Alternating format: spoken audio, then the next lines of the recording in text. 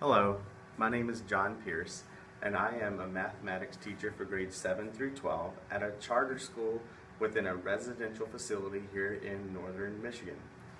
I am going to be talking to you today about a unique positive spin on classroom management, especially as it pertains to working with at-risk youth. Um, some of the references and sources that I'll be using today come from our school-wide positive behavior support system that we have implemented, with many of the ideas coming from the book Teaching with Love and Logic by authors Jim Fay and David Funk. And I've also taken some personal twists from the book Classroom Management That Works by Dr. Robert Marzano. So those sources are the inspiration for many of the ideas that I implement in my classroom and that I'm going to be talking to you today about. So to begin with, before you can really implement a successful classroom management policy or strategy, you have to understand your students. So for me, working within this residential facility with the at-risk youth, I start off with understanding that it is a residential facility, that they are placed here instead of living at home with their family, instead of being in the environment where the district they used to go to school, their friends, neighbors, family, that hometown that they may be familiar with, that's all different. They are placed here for an amount of time. So that's definitely going to be affecting their level of stress and sense of belonging and anxiety, things like that. Also, because of the nature of youth, at-risk youth that are placed here in this residential facility, many of them have experienced various types of abuse, neglect, and even trauma. And so it's very important to understand how these factors are affecting their emotional and behavioral actions and reactions. Also, many of them have come from or experienced generational poverty, substance abuse, and unfortunately, negative authority figures and experiences there. And that really affects the way we respond as teachers and staff with the students, that we keep in mind that they have had negative experiences with authority, whether that was with guardians, with even the law, or whatever that may have been.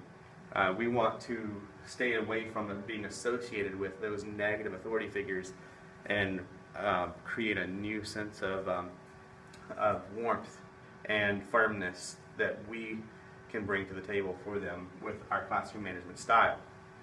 Okay, so finally, this slide is where we'll stay for the rest of this presentation so that we can avoid too much PowerPoint, is the central concepts of my classroom management policy. And that is three main ideas here: relationship versus control, rewards and consequences versus identity, and choices versus compliance. And I put all these as opposing ideas to really emphasize this positive spin on classroom management that I am addressing today. So the relationship versus control. So the control aspect would be basically trying to generate compliance, whether that's through fear or whatever manipulation, whatever may be involved there. But even if it's positive, even if it's through rewards, so it's still the aim being control, instead of through beginning with relationship. I believe that a fundamental aspect of building a successful classroom management program, and one that's really lasting is and beneficial to the development of the adolescent, is to start with the relationship. And that one of the reasons is because that inspires the intrinsic motivation within the student, that they want to be met with your approval or your expectations. They want to follow the guidelines because they're invested in the relationship with you.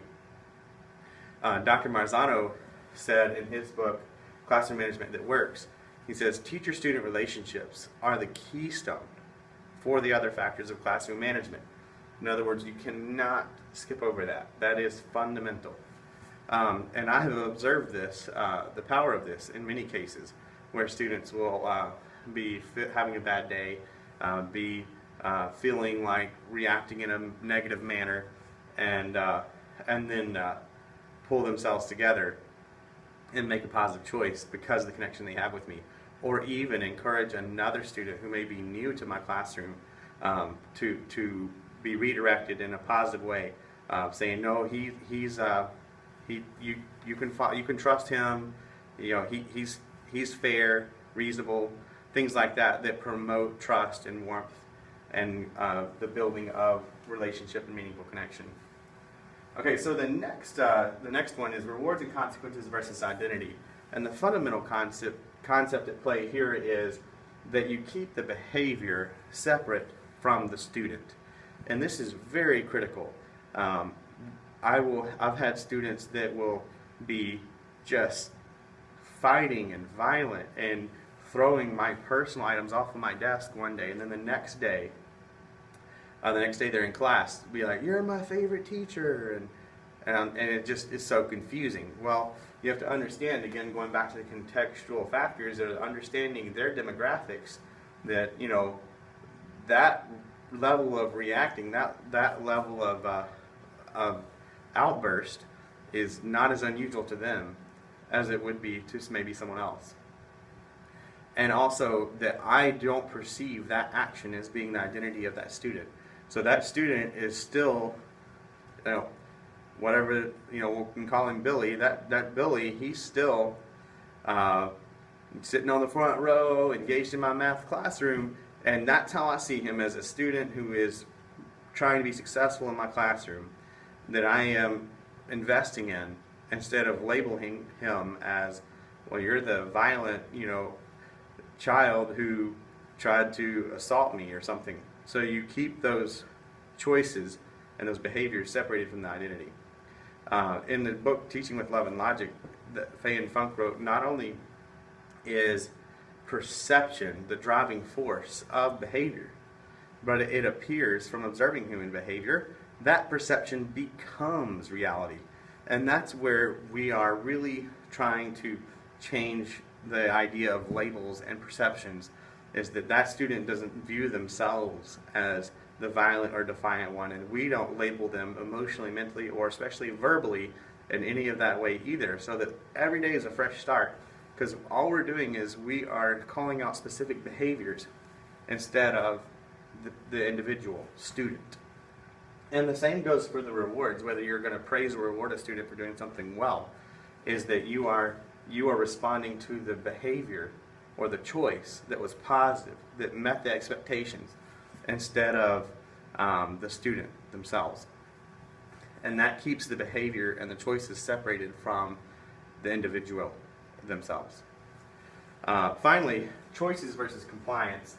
This one is really focusing not so much on the idea of shared control, as in giving students choices with that, as much as just understanding and reinforcing the idea that behavior is a result of a choice.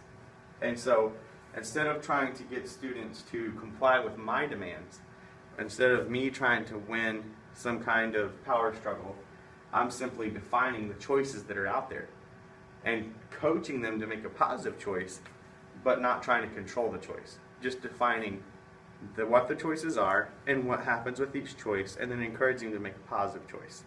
And honestly, I think of the saying that's common in instructional practices, that a guide on the side is preferable to a sage on the stage. And I believe the same is true with the classroom management approach, is that instead of being the guy telling them what they need to do and tell them almost a my way or highway approach, instead I am guiding them, providing them information, what are the choices, what happens with each choice, and really coaching them as a guide on the side to make the proper choice, and making it as accommodating as possible to make the proper choice. And this really emphasizes the whole concept of the rewards and consequences being based on the choice, because it's all established as a guide for success. So in my classroom, to be successful in my classroom, it is a defined way to achieve that is commonly understood and discussed. And so it's not about it being my way or my decision, it's how to be successful. So we reward successful behaviors, and we encourage choosing successful behaviors. And we do that because we've established a connection that is meaningful with them. So this is how I take a positive spin on classroom management, building that meaningful relationship and connection, understanding that a bad choice is not anyone's identity, especially not at-risk youth, and always giving them, a benefit of the doubt and forgiveness, and keeping that behavior separate from the identity of the student, and then just each day reinforcing positive choices and coaching them to make improved behavior from better choices. Thank you.